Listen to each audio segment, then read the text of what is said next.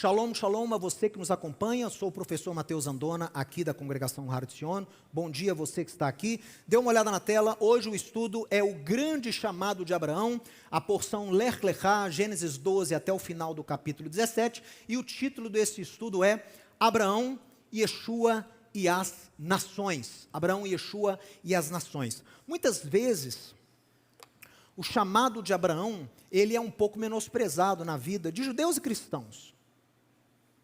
Muitas vezes judeus esquecem que são filhos de Abraão e cristãos esquecem que também foram feitos filhos de Abraão mediante a fé.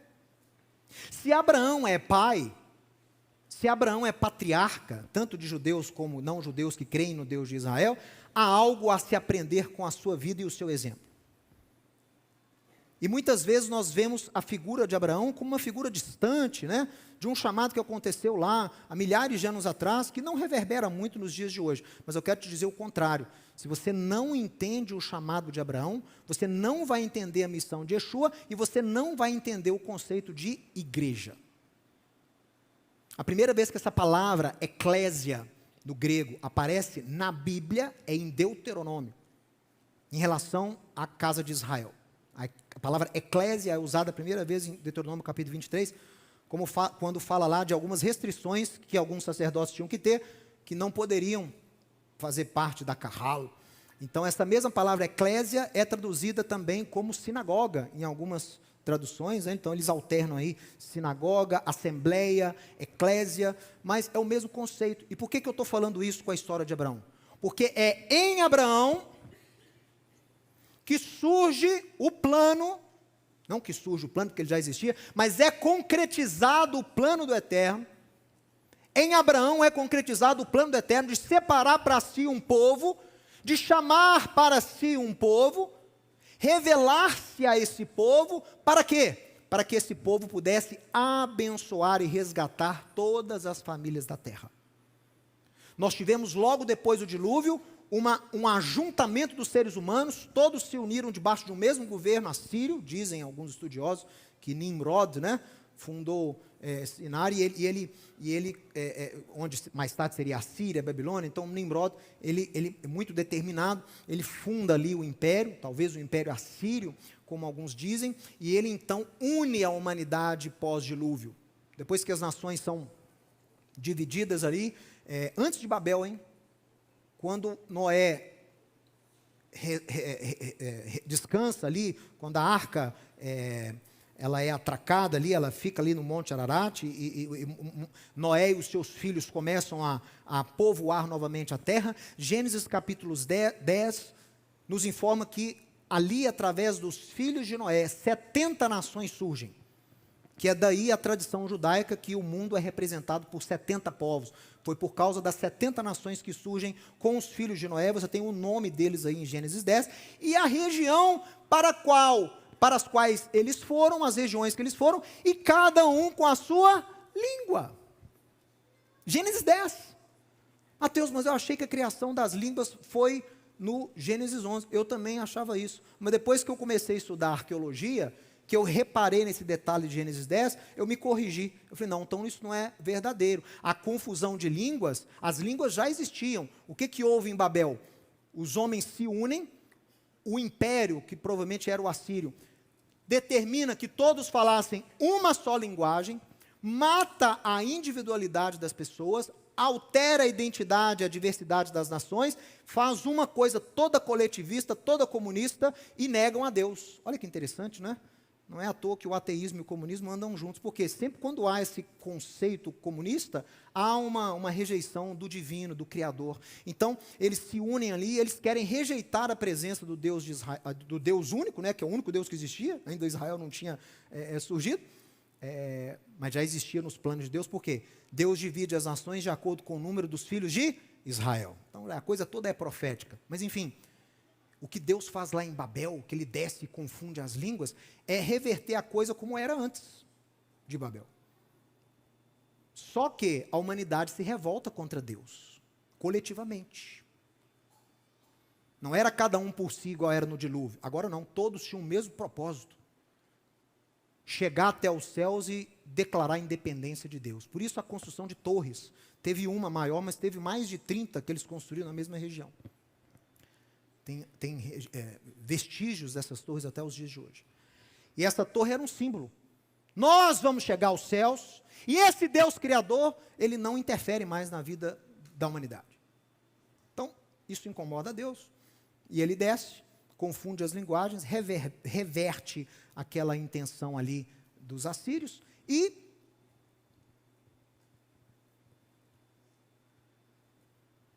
dá para o homem, já que eles não queriam lidar com Deus, né? Já que a humanidade se uniu e falou, nós não precisamos de Deus, então o que Deus disse? Então vocês vão me conhecer de forma conturbada. Se vocês acham que podem me conhecer de forma natural, vocês vão descobrir que não é assim. E Deus inaugura, a partir de Gênesis 11, a idolatria. A idolatria não existia no mundo até Babel.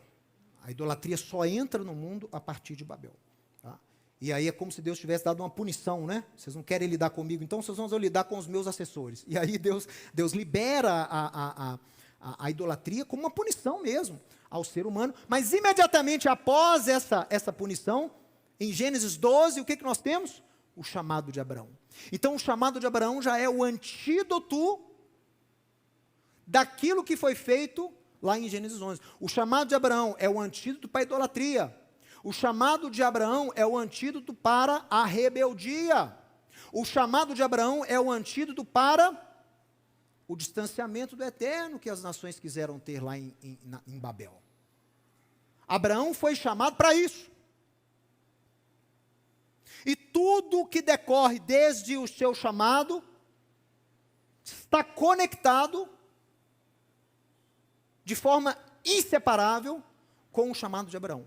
Então, Moisés, a ida do povo ao Egito, Moisés resgatando o povo, o estabelecimento de Israel na terra de Canaã, o estabelecimento do primeiro rei, Saul, depois o estabelecimento de Davi, a união das tribos, depois Salomão, depois a divisão do reino, depois os profetas, tudo, aí Yeshua, os apóstolos, tudo está conectado com o chamado de Abraão. É uma coisa só. Moisés está conectado com Abraão, Davi está conectado com Abraão, Isaías e Ezequiel estão conectados com Abraão, Yeshua está conectado com Abraão, os apóstolos estão conectados com Abraão. Então, tudo tem a ver com o chamado de Abraão, é o que nós vamos ver agora. Olha aqui então, nos primeiros 11 capítulos de Gênesis, você vê o Deus Criador se relacionando com a humanidade. O que você lê de Gênesis, por exemplo, de 1 a 6, né? O que você lê? Você lê o quê? Você lê Adão e Eva. Você lê sobre Caim e Abel. Adão e Eva, você vai ver uma história de desobediência, de expulsão, de inveja e assassinato com Caim e Abel. Mas depois vem o dilúvio e a Torre de Babel. Então você tem a história dessa primeira família, que é uma história não muito boa. Depois a coisa não melhora muito não, porque aí você tem o Gênesis 6, que é a promiscuidade da humanidade a tal ponto que Deus decide dar fim a tudo. E você tem logo depois do dilúvio, Deus salva Noé com a sua família, estabelece dele uma nova chance para a humanidade, estabelece uma aliança, não é isso? Lembra que eu falei semana passada? Uma aliança com Noé para poder permear ao relacionamento entre os homens e Deus. Só que logo depois do dilúvio, nós temos a Torre de Babel. Ou seja, vem o dilúvio e vem Babel. No dilúvio, o excesso de liberdade destruiu a ordem. E em Babel, o excesso de ordem destruiu a liberdade. E Deus é o Deus criador do universo e da humanidade. Deus é o Deus de toda a terra. Ele não é só o Deus de Israel. Ele é conhecido como Deus de Israel, porque ele chama Abraão. E o neto de Abraão vai dar um nome a esse povo, Jacó, cujo nome Deus muda para Israel. Mas o Eterno é o Deus de todas as nações. E você tem que entender isso para entender o chamado de Israel. Senão você vai achar que Deus é exclusivista. Ah, Deus chamou Abraão, Deus escolheu o povo judeu, então Deus é um Deus exclusivista. Não. Ele é o Deus de todas as nações. Olha aqui comigo, acompanha aqui. A partir de Gênesis 12, Deus concentra a sua atenção e instrução a um homem, a sua mulher e os seus descendentes. Abraão, ou Abrão ainda, como ele era chamado, ele é chamado por Deus, mesmo sem conhecermos a sua história. Mas será que com o chamado de Abraão, Deus teria se esquecido da humanidade para se dedicar a uma nação só? Então, o chamado de Abraão, ele cai de paraquedas na narrativa bíblica. E todos os homens que você lê a respeito na Bíblia, a Bíblia fala um pouquinho deles. Então, por exemplo, Noé foi achado o quê? Justo e íntegro e justo na sua geração. Então, você consegue entender por que o sujeito foi chamado. Mas Abraão não. Abraão não tem um histórico dele. Fala só que um indivíduo, de Ur da Caldeia, chamado Tera, recebeu uma revelação do Eterno de sair da terra onde ele estava, e ele para em Harã. Só que lá em Harã, alguma coisa acontece que o Tera não consegue prosseguir, e aí Deus tem que fazer o chamado específico ao seu filho Avram. E fala: Abraão, sai daqui, estava em Harã, sai daqui, dos seus parentes, e vai para a terra que eu te mostrarei, e farei de ti uma grande nação, e através de você serão abençoadas todas as famílias da terra. Abençoarei os que te abençoarem, amaldiçoarei quem te amaldiçoar. Larga a sua parentela e segue para o propósito que eu tenho para você. E Abraão segue para o desconhecido. Isso intriga muito os rabinos, porque a gente não tem de onde veio Abraão, por que Tera? Por que não chamou o irmão de Tera? Por que não chamou outro irmão? Por que teve que ser Tera? Por que chamou Abraão?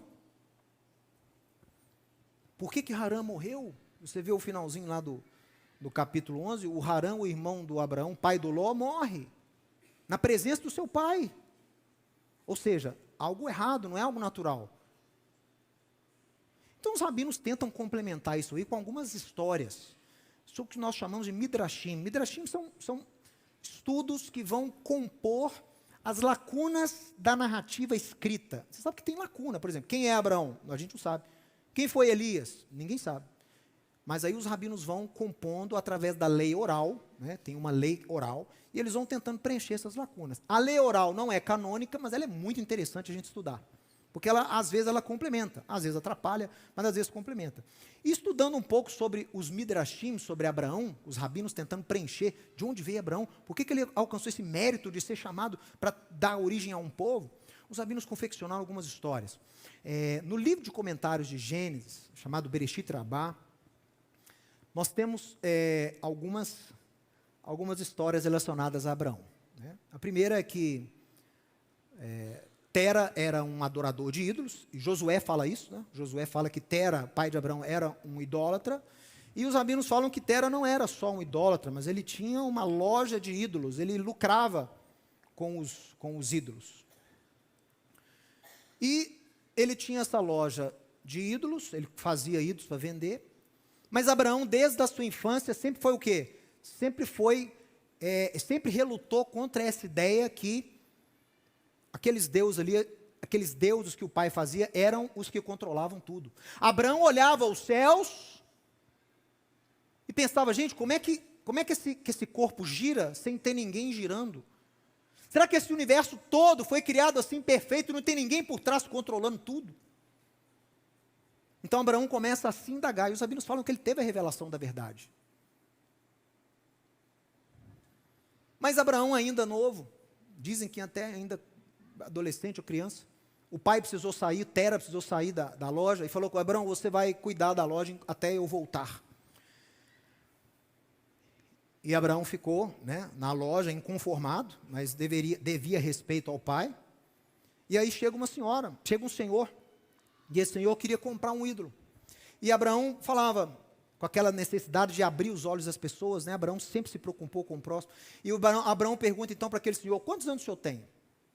Aí o sujeito respondeu: eu tenho 50. E aí Abraão respondeu: você tem 50 e vai adorar um que foi feito ontem? E aí o homem saiu da loja. E aí chega uma senhora, queria comprar um ídolo. senhora queria comprar e ela trouxe ofertas para o ídolo, trouxe comida para o ídolo. Né? Chegou uma senhorinha com uma, como é que chama isso? Uma oferenda. Chegou com uma oferenda para o ídolo. Aí o Abraão, a senhora quer dar esse prato de comida aqui para o ídolo? Peraí. E aí, ele recebeu a oferenda, a mulher foi embora, ele colocou a oferenda ali no display, né, onde estavam os ídolos ali demonstrados, pegou um porrete e quebrou todos os ídolos da loja. Só deixou um de pé, que era o maior. E aí ele foi e pôs o porrete assim nos braços do ídolo maior e deixou lá. Aí o Tera chegou e viu aquela destruição e falou: Abraão, o que aconteceu aqui? Ele falou: papai, o senhor não imagina. Entrou uma senhora aqui com uma oferenda e eles começaram a brigar para ver quem que ia receber a oferenda. E esse grandão aí, como é o maior, quebrou todos os outros. E aí o Tera falou: Abraão, que absurdo! Não podem se mexer, não têm consciência própria, não têm vida. São estátuas de pedra, madeira e barro. E Abraão vira para ele: e ainda assim o Senhor os adora. Daí Tera ficou tão transtornado que levou Abraão para Nimrod, o imperador na época, o Nimrod. E o Tera falou: esse menino não está crendo mais nos deuses.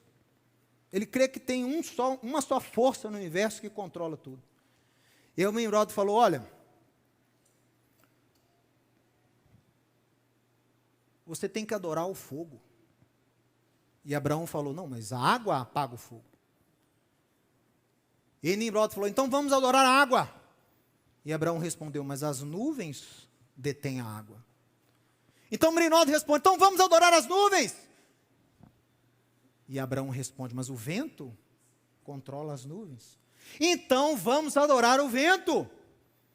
E Abraão responde: mas o simples ser humano barra o vento. E Nimrod ficou tão transtornado que jogou ele na fornalha. E falou: se existe um Deus criador, esse Deus vai te livrar da fornalha. E Abraão é liberto da fornalha. Ele não se queima. Essa é a história, é uma midrash. E aí o irmão de Abraão, Haram, falou: eu também creio nesse Deus único que pula na fornalha, só que ele não tem a mesma o chamado de Abraão, e ele morre. Por isso que fala no capítulo 11, né, que Haram morreu ainda na presença do seu pai. Mas é interessante, né? Isso é verdade, Mateus? Não sei. Tem coisas da tradição oral que são muito sucintas. Os apóstolos usam parte das tradições orais, né? Que eu falei semana passada aqui, Yeshua ter descido ao Sheol, anunciado o arrependimento para a geração do dilúvio, isso está na lei oral, né? Paulo aos Coríntios falando que tinha uma pedra que seguia os israelitas no deserto, e essa pedra manava água, mas ela ia rolando atrás dos israelitas, isso é lei oral, isso não tem na palavra, né? Judas fala que Satã contendeu para o corpo de Moisés, isso não tem, isso tudo é lei oral. Então, quer dizer, tem coisas que os apóstolos quiseram usar, e essas coisas que eu falei para você aqui, você pode imaginar na sua cabeça aí, Abraão devia ser um jovem, um sujeito diferente, e foi, tá? E talvez por causa disso tenha sido escolhido. Olha, mas será então que com a escolha de Abraão, Deus parou de se importar com as nações? Não, meu irmão, de forma nenhuma. Dê uma olhada aqui em alguns exemplos. Olha só, nós temos aqui a passagem do livro de Jonas. No final do livro, no capítulo 4, Jonas ora ao Eterno, né? Ele tinha pregado o arrependimento, o rei se arrependeu, Nínive toda se arrepende, lá na Assíria, e ele então, Jonas perguntou Deus a Jonas: ô Jonas, é razoável você ter se irado por causa da planta? Lembra que ele descansa, ele arma uma tenda, aí Deus faz crescer uma planta, e depois, no meio da noite, Deus mata a planta, e o sol começa a queimar lá a muleira de Jonas, e ele então começa a achar ruim, e aí Deus fala: é razoável você ter se irado porque a planta, né, não existe mais? E ele respondeu: é razoável a minha ira até a morte. Olha só, respondeu a Deus: sim, né? Então Deus tornou a dizer: você tem compaixão de uma planta que não te custou trabalho, você não fez crescer, e que numa noite nasceu e na outra pereceu. E não hei de eu ter compaixão da grande cidade de Nínive, em que há mais de 120 mil pessoas, que não sabem discernir entre a mão direita e a esquerda, e também muitos animais. Olha isso, pessoal. a compaixão do Eterno até com os animais, não só com o ser humano. E quem que Deus livrou aqui? A Síria. Aqui Nínive, capital da Síria. Mesmo sabendo que a Síria viria a ser o quê? Inimiga de Israel. A Síria ia dominar o reino do norte em Israel. Mesmo assim, Deus que teve compaixão. Por quê? Deus é o Deus de todas as nações. Ele não está aqui só para abençoar a nação de Israel. Olha aqui um outro exemplo. Isaías 19. Ferirá o Senhor aos egípcios. Ferirá, mas os curará. Converter-se-ão ao Eterno, e ele lhes atenderá as orações e os curará. Os egípcios. Naquele dia, haverá estrada do Egito à Assíria, e os assírios irão ao Egito, e os egípcios à Assíria, e os egípcios adorarão junto com os assírios. Naquele dia, Israel será o terceiro com os egípcios e assírios, uma bênção no meio da terra, porque o Senhor dos Exércitos os abençoará, dizendo: bendito seja o Egito, meu povo, e a Assíria, obra das minhas mãos, e Israel, a minha herança.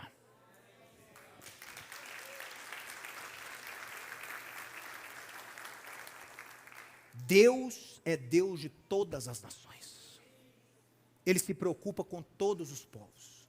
E você vai ver comigo que o chamado de Abraão é para que ele consiga alcançar esses povos. É para que Israel servisse de exemplo, para que esses povos pudessem ser alcançados. Deus é Deus de todas as nações. Deus não é Deus só de Israel. E tem muita gente que acredita que Deus é Deus só de Israel.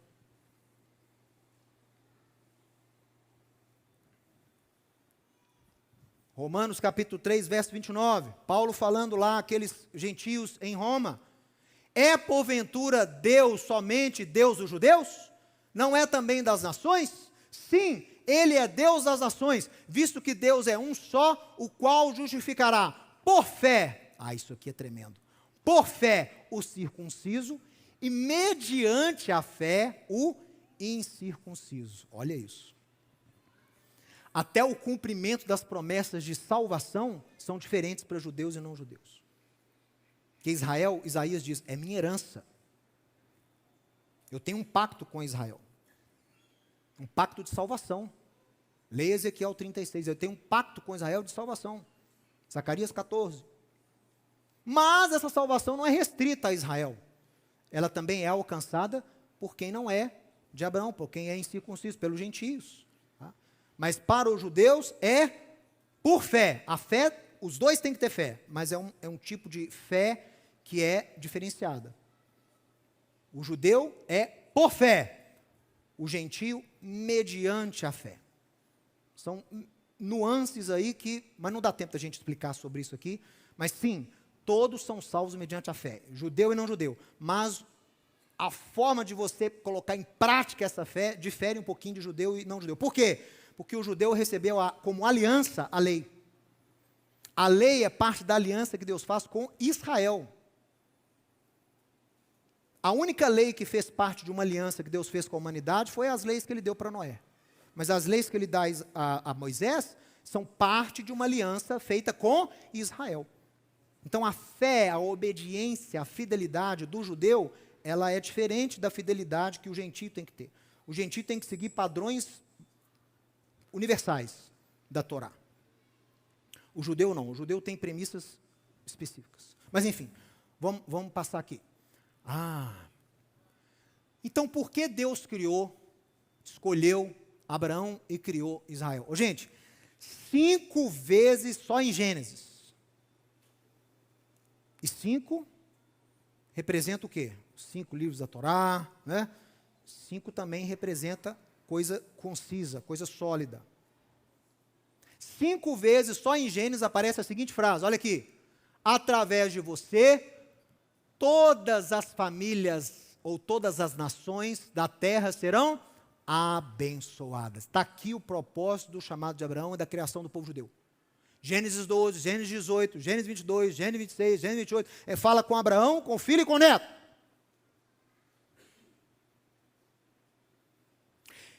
E José vai para o Egito com qual função? No final ele fala para os irmãos, né? Vocês intentaram o mal contra mim, mas Deus reverteu o decreto, transformou maldição em bênção, para que muitas vidas pudessem ser salvas. Então o chamado de Abraão é anunciar o relacionamento com o Eterno para as nações. E o propósito da escolha de Israel sempre foi o quê? Por que Deus escolheu Israel? Porque Deus ama o homem. Deus ama a sua criação. Se Deus se importou até com os animais lá de Nínive, você sabe por quê, né? Porque o rei ficou tão perturbado quando ele visualizou o pecado, o distanciamento de Deus, que ele botou até os animais para de jejuar e vestir pano de saco cinza. Chamou a atenção do Eterno. Ele fala com Jonas, lá tem gente que não sabe discernir a mão direita, mas tem animal também que eu quero poupar. Olha que coisa impressionante. Então, olha só, por causa do amor de Deus ao homem, que Israel foi escolhido. Israel foi chamado para ser um exemplo vivo, vívido e persuasivo. Diga, persuasivo. O que é persuasão? Persuasão é você tentar convencer o outro, não é?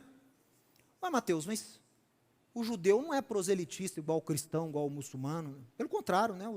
Os rabinos desincentivam o judeu a fazer outro judeu, né? Querer que uma pessoa se converta ao judaísmo. Mas olha o que eu escrevi aqui.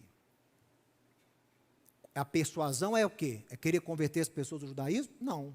Os descendentes de Abraão tinham que ser persuasivos em relação a quê?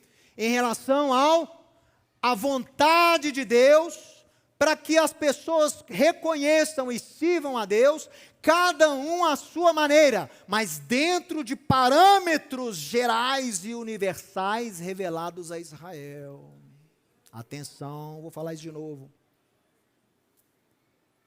A persuasão de Israel é para levar o conhecimento de Deus aos povos, é para servir de exemplo de relacionamento com Deus às famílias da terra e fazer com que as pessoas, as famílias, as nações, não apenas conheçam o Deus de Abraão, Isaque e Jacó, o Deus da criação, mas vivam de acordo com seus princípios.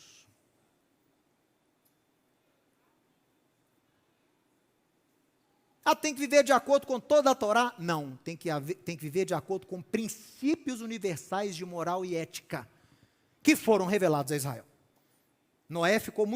Deus ficou muito superficial, entre aspas, mas Deus não revelou para Noé, naquela época, esses atributos morais por inteiro.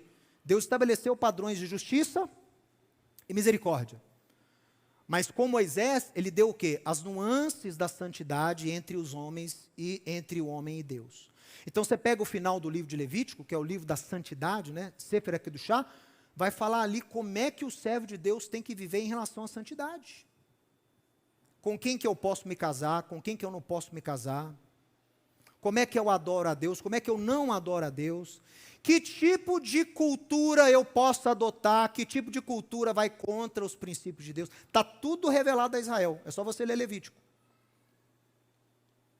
Mas então todo mundo tem que viver igualzinho o Levítico prescreve? Não, você tem que viver de acordo com os padrões morais, os princípios demonstrados nesses capítulos na Torá de Deus para Israel. É como se o mandamento fosse um fruto, e o que é mais importante do fruto é a polpa, não é a casca. Assim são os mandamentos. Cada mandamento você tem uma casca, que às vezes muda, e uma polpa que é eterna. É essa polpa que é eterna que você tem que guardar. Então, por exemplo, princípios gerais revelados a Israel que todas as nações que conhecem a Deus têm que guardar. Você pode me falar um? Não cometer idolatria. Não pode haver idolatria. Não pode achar que pau, pedra, que sol, que lua, que animais são deuses, são divinos. Não pode dividir a soberania de Deus com ninguém, nem com Deus, nem com o inimigo. Ei! Tem gente que comete idolatria com Satanás. Se você acredita que Satã é uma força independente de Deus, que age de forma independente e que tem planos que combatem os planos de Deus, você está cometendo idolatria. Porque você está reconhecendo que existe uma força que não veio de Deus, que não depende de Deus e que age por si própria. Se você acredita que há uma força que age independente de Deus, que foi criada independente de Deus, que decide o seu próprio destino, mas que será punida, porque Deus é mais poderoso, mas mesmo assim você crê que Satanás não está sob o domínio, a soberania de Deus, você está cometendo um tipo de idolatria muito comum no cristianismo, por exemplo. Não existe nenhuma força independente de Deus. Tudo depende da mão do Eterno para sobreviver. Tudo. Ah, mas eu aprendi que Satã é inimigo do homem. É do homem, não é de Deus. Ele é inimigo do homem. Vou falar uma frase pesada. Satã é, em muitos aspectos, um servo de Deus. Ele faz o que ele faz o que der na cabeça dele sem autorização de Deus? Não. Ele cumpre juízo que Deus o manda cumprir? Cumpre. Você lê ao longo da Bíblia. Quem é o destruidor? Quem foi o destruidor que passou lá à meia-noite no Egito, levando a vida dos primogênitos? Quem você acha que foi? Quem foi o destruidor que veio a punir Davi quando ele faz o censo de Jerusalém, que Davi o vê assim à distância? Quem foi? Que Jó menciona. Então, ele é agente de juízo do Eterno. Mas ele também tem o quê? Ah, mas ele não é independente. Ele não é, mas ele tem uma agenda, uma missão que foi dada por Deus, que é o quê? Aprimorar o homem. Testar o homem. É o que você vê ele fazendo no livro de Jó. Quando Deus reúne o seu exército, quem que está lá no meio? Parte do exército. Satã. Ele foi criado com esse propósito. Quem colocou Satã no jardim do Éden? Você acha que ele escondeu e passou despercebido da soberania de Deus? Quando Deus assustou, já estava ele lá no jardim tentando a Eva? Você realmente crê nisso? Ele foi colocado lá por Deus. E cumpriu o propósito dele. E quando tiver cumprido o seu propósito, não vai precisar mais dele. É o que você vê lá. Mas ele tem um propósito e é muito detalhado. Ele é seu inimigo. Ele vem para roubar, matar e destruir a sua paz, o seu relacionamento com Deus. Por quê? Porque Deus é mau e mandou ele fazer isso com você? Não, porque Deus quer que você seja o quê? Aprimorado, vença as suas carnalidades. Deus quer que você ultrapasse as suas tribulações e adversidades. E Satã vai ser aquele que ele usa para poder te tentar, para poder testar o que tem no seu coração. E Deus nos testa. Então você tem que enxergar, não estou falando que, mas então Mateus falou que não existe demônio. Tem uma linha de judaísmo que fala isso, né? Não existe Satã. Não, eu não estou falando isso. Existe, tem Satã, ele tem uma missão muito específica. Você é o inimigo dele. Ele recebeu uma missão de te testar, entendeu? E ele tem feito um ótimo trabalho. Ele tem feito um ótimo trabalho. Com engano, plantando no coração dos homens a inveja, o ciúme, a violência. E ele tem pessoas, seres que o servem, que são os demônios, os espíritos imundos. E não dá tempo da gente falar isso aqui, mas tem esferas de atuação desses espíritos imundos. Eles podem trazer opressão, eles podem, em alguns casos, possuir a consciência da pessoa. Não é à toa que você vê nos dias de Yeshua a quantidade de gente, o quê? O que tinha em Yeshua? Que toda vez tinha um desse lá, um endemoniado. Mateus, naquela época tinha muito, hoje não tem.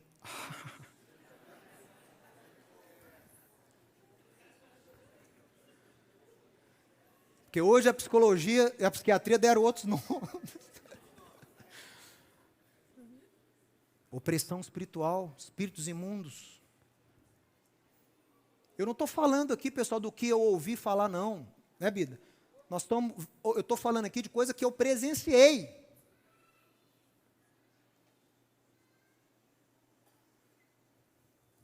Mas, enfim, você tem que viver dentro desses parâmetros gerais de Israel. Em relação à idolatria, em relação ao aprendizado. Quem é Deus? qual é o plano de Deus, qual é a natureza, o caráter de Deus, você aprende com parâmetros dados a Israel.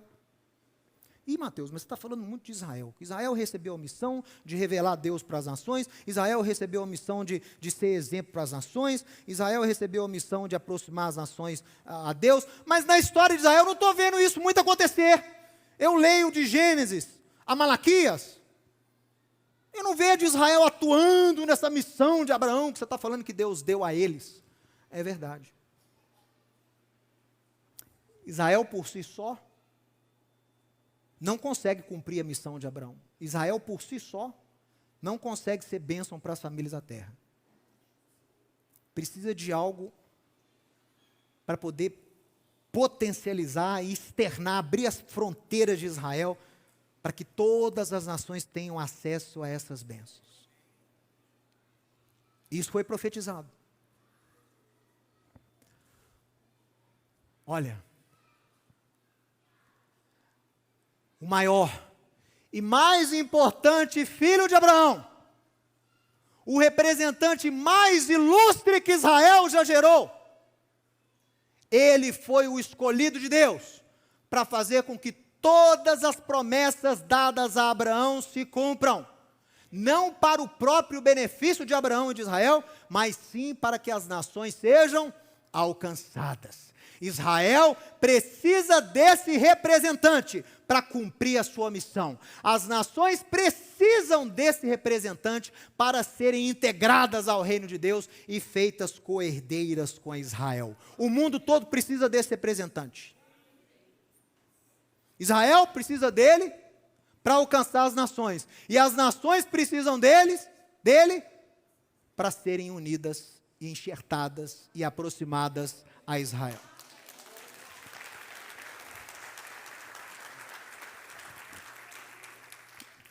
Quem é? O Messias Yeshua. Abre a sua Bíblia no melhor livro da Bíblia, que é o livro de Mateus, e você vai ver a primeira frase, que é o quê? Qual é? Mateus 1. Livro da genealogia de Yeshua, filho de Davi, filho de Abrão. O que o autor abriu o seu evangelho com essa frase? Para você entender de onde veio Yeshua, qual é a sua missão, qual é o seu propósito. Ele é filho de Davi, então ele cumpre as promessas de rei dadas a Davi, de Mashiach. Ele é filho de Abraão, porque ele faz com que as promessas dadas a Abraão, bênção para as famílias da terra, se cumpram. Olha aqui o que Paulo escreveu aos Gálatas no capítulo 3, verso 29.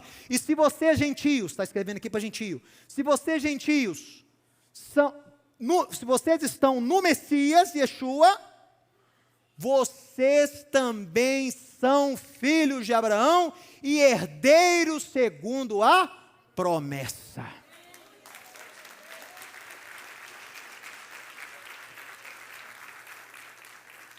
Promessa de justificação. Pela fé para o judeu, mediante a fé para o gentio. Você faz parte dessa promessa, você entra na promessa. Como Miqueias escreve, né? O poretes, aquele que vem e rompe as barreiras do aprisco, para que outros possam adentrar e fazer parte do mesmo rebanho. O rebanho ainda tem judeu e não judeu, mas faz parte de um mesmo contingente. Se vocês estão em Cristo, vocês também são filhos de Abraão e co-herdeiros segundo a promessa. Ainda Gálatas 3, o Messias nos resgatou, nós judeus, né? Paulo falando aí, deles, né? Nós, primeira pessoa do plural, o Messias, nós judeus, nos resgatou da maldição da Torá. Mateus, mas você não falou que a lei é boa, que a humanidade tem que viver pelos princípios universais da lei? É claro que a lei é boa, meu irmão. Abraão aprendeu a lei de Deus, Isaac aprendeu a lei de Deus, Noé, né, já tive uma revelação, Sete já tinha tido uma revelação, a lei foi revelada a Moisés, aos filhos de Israel. Deus fala com Moisés que a lei dele é boa, traz vida e prosperidade, e corrige a mente do homem. Davi, mais do que qualquer outro autor, enaltece e louva a lei de Deus. A lei de Deus é perfeita e restaura a mente da pessoa. Num mundo tão confuso, com tantas doenças psicoemocionais, a lei de Deus é perfeita, restaura até uma mente conturbada. Eu me lembro que as pessoas me procuravam lá, Rabino, eu estou com muita confusão mental, Rabino, eu estou tendo isso, eu estou tendo aquilo. Se era um caso que a gente diagnosticava assim, um pouco mais grave, eu passava para alguém especialista na área, ou para os nossos psicólogos, ou para algum médico. Mas se eu via que era uma coisa com muita influência espiritual e confusão mental, a pessoa se alimenta de muita coisa, não tem muito discernimento, e aquilo fica um excesso, um pensamento acelerado, a pessoa fica sem paz. O que eu falava? Eu aplicava o que Davi escreveu. Peraí, a lei do Eterno é perfeita e restaura a alma? Então a primeira coisa que você tem que fazer é conhecer essa lei. Mandava o sujeito ler Deuteronômio. Você vai ler o livro do Deuteronômio. Mas o que isso vai ajudar a minha mente? Muito. Leia Deuteronômio. Descubra Deus nessas leis perfeitas. E muitas dessas pessoas falaram, Rabino, como me ajudou? O simples estudo da lei de Deus, aquilo que eu conseguia internalizar, eu comecei a obedecer, aquilo começou a me curar. Mas é isso mesmo? É isso que Davi experienciou? Então Davi fala que a lei é doce, né? Que a lei é mais preciosa que o ouro, que a lei é igual o mel. Fala que ama a lei, então a lei não é ruim. Mas como é que Paulo escreve que Jesus resgatou os judeus da maldição da Torá? Meu irmão, a Torá, no final de Deuteronômio, tem bênção para quem guarda e tem maldição para quem não guarda. Então você, se está vivendo fora dos princípios da lei de Deus, você está em maldição. E só em Yeshua você pode ter essa culpa retirada de você. Então Paulo fala, Yeshua, nós judeus messiânicos, tivemos a nossa culpabilidade diante do Eterno, que éramos falhos, pecamos igual no gentio, pecamos também. Então, fomos libertos através de Cristo, dessa maldição que a Torá prescreve para o desobediente. Só você lê o final do Deuteronômio. Volta aqui. E o Messias, ele se tornou maldição no nosso lugar, é o sacrifício substitutivo, que Deus orquestrou através de Yeshua, Isaías 53. Para quê? Para que Yeshua resgatou os judeus? Aqueles lá da época de Yeshua.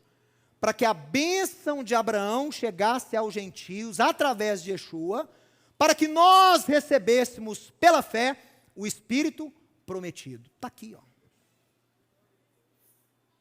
Está aqui. Então, quando o judeu messiânico começa a levar para os gentios a bênção de Abraão, a adoção, as promessas, a promessa de justificação, a vida próxima a Deus, a justiça, o perdão,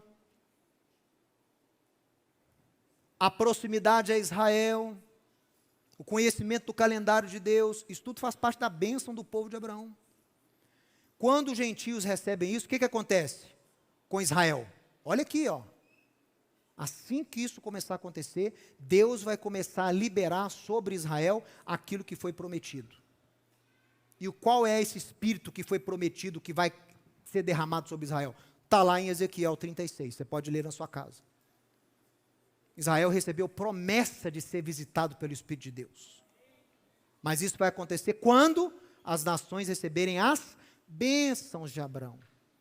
Através de Yeshua. Então, Yeshua não é... a bênção de Abraão não é só Yeshua. Yeshua é que leva as bênçãos de Abraão para as nações. Isso é importante a gente ver. Então, para a gente encerrar, já estamos na hora. Você aprendeu o chamado de Abraão, você aprendeu que Yeshua, ele potencializa o chamado de Abraão. E aí, nós iremos terminar dizendo o quê? Nós iremos terminar afirmando que você e eu, você que é membro da Hartzion, nós não fomos chamados para converter as pessoas ao judaísmo messiânico. Abraão não foi chamado para converter ninguém ao judaísmo. Eu também não sou. Não fui chamado para converter ninguém ao judaísmo. Ah, mas é o judaísmo messiânico. Muito menos.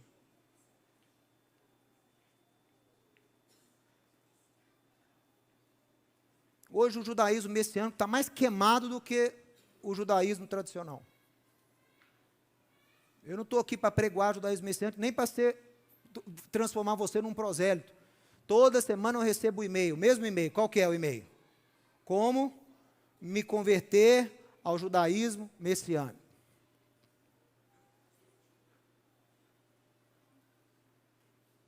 Como me converter ao judaísmo messiânico? E a minha resposta é sempre a mesma. Meu amigo, meu irmão, preocupe-se em se converter a Deus.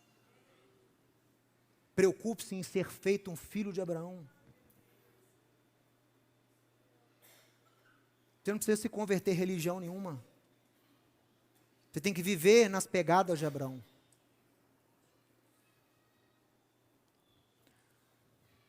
Você também não foi chamado para anunciar a religião de homens.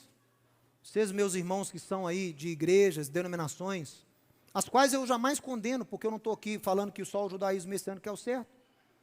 Mas eu também não vejo que o que a pessoa precisa é se converter à igreja batista, ao presbiteriano, adventista. Eu não vejo essas religiões de homens como sendo a solução que Deus tem para a humanidade. Não. Deus as usa. Mas o objetivo final é fazer com que a pessoa se torne o quê? Transformada e se transforme num filho de Abraão mediante a fé. Seja ele judeu ou não. Porque tem muito judeu que é judeu só de nome. Mas não está andando em nada segundo os passos de Abraão. E Paulo fala em Romanos, o verdadeiro judeu é o que o é de... Ele não está falando isso para gentio. Agora Paulo ficou doido? Se eu sou judeu de coração, então agora eu posso me chamar judeu. Não, ele está falando isso para judeus. Fica tendo muito orgulho do seu sobrenome. Tem por sobrenome judaico? Ele fala assim, né? Você está se vangloriando aí que o seu sobrenome é judaico?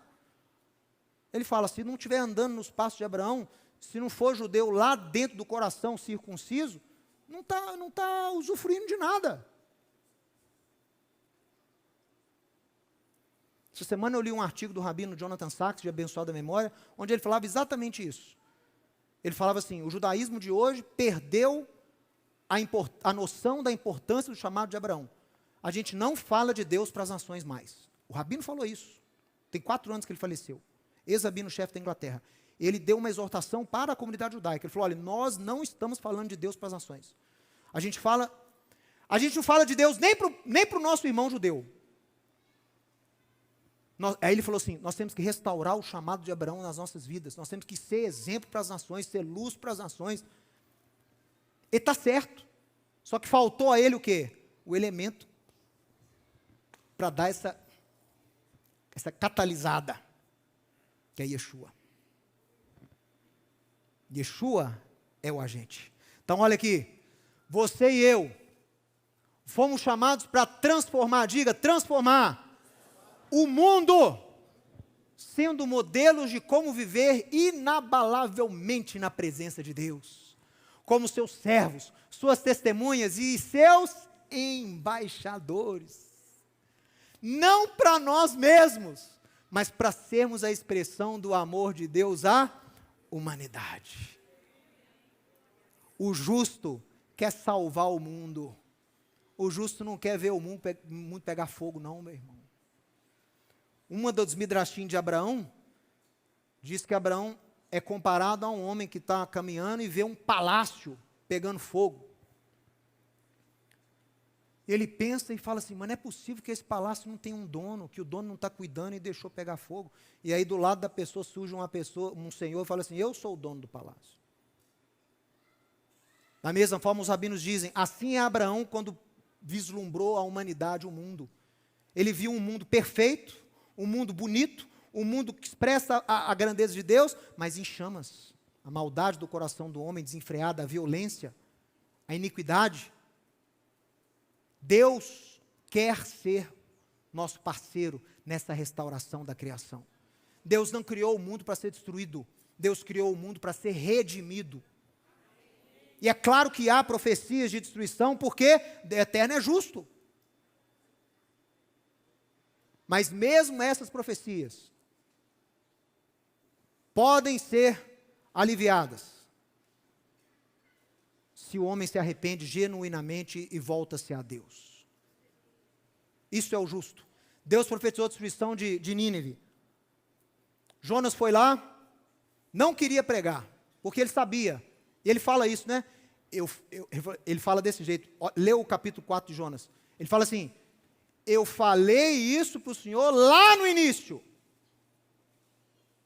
que o Senhor é Deus compassivo e clemente. Corri o risco de eu ir lá, anunciar que seria destruído, o povo arrepender, o Senhor não destruir mais e eu ser tido como falso profeta. Por isso que ele ficou lá em depressão depois. E aconteceu exatamente isso. E ele fala: exatamente o que eu previ aconteceu. E que bom que aconteceu. Aquela geração foi poupada. Foi destruída depois? Foi. Mas aquela geração não morreu. Aquele rei que colocou todo mundo para jejuar não morreu. Pela ação de Deus.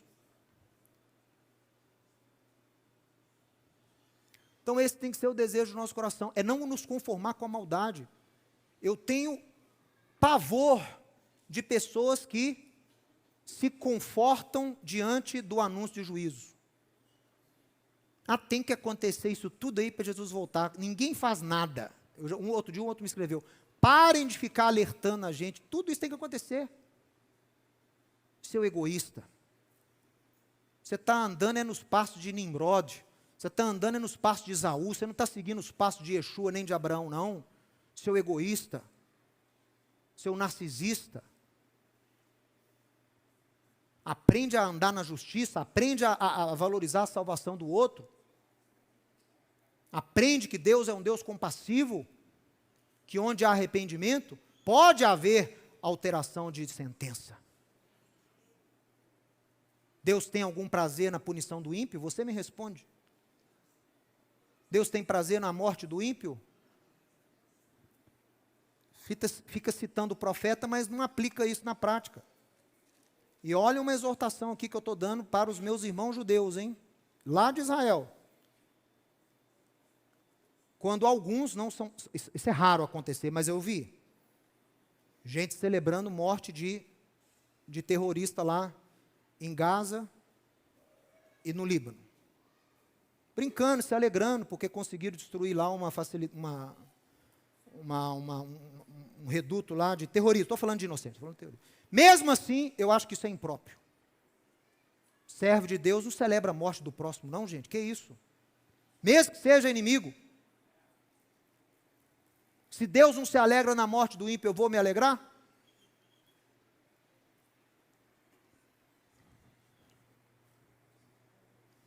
Você foi chamado para transformar o mundo, ser modelo, ser embaixador. Olha aqui, para a gente encerrar.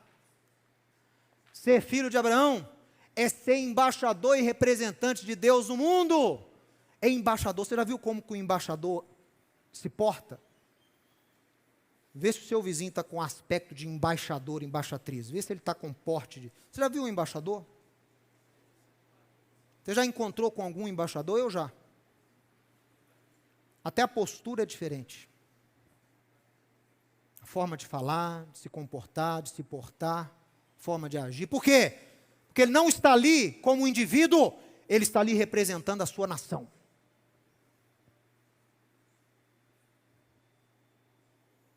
Assim é você, somos nós, você e eu. Nós representamos o reino de Deus. Por isso que é importante a forma como você se veste, se porta, fala, faz as coisas. Olha aqui. Você não pode desejar que Deus termine e julgue o mundo. Mas sim, você tem que se colocar contra a injustiça, contra a maldade, contra a incredulidade. Quando seguimos o exemplo de Abraão e de Yeshua, passamos a nos importar com a salvação das pessoas, mesmo que elas ainda não conheçam a verdade. Passamos a não nos alegrar no juízo do ímpio, diga amém. Mas passamos a agir com esperança no arrependimento e na mudança dos maus decretos. Em Yeshua, nós temos o Espírito de Deus para andarmos nas pegadas de Abraão. Restauração já, em nome de Yeshua. Amém. Se você gostou e foi abençoado com esse estudo, inscreva-se em nosso canal do YouTube. Considere também ser um mantenedor do trabalho do Ensinando de Sião no Brasil, Israel e no mundo. Doações e contribuições podem ser feitas através do link na descrição desse vídeo. Um grande abraço e shalom, shalom.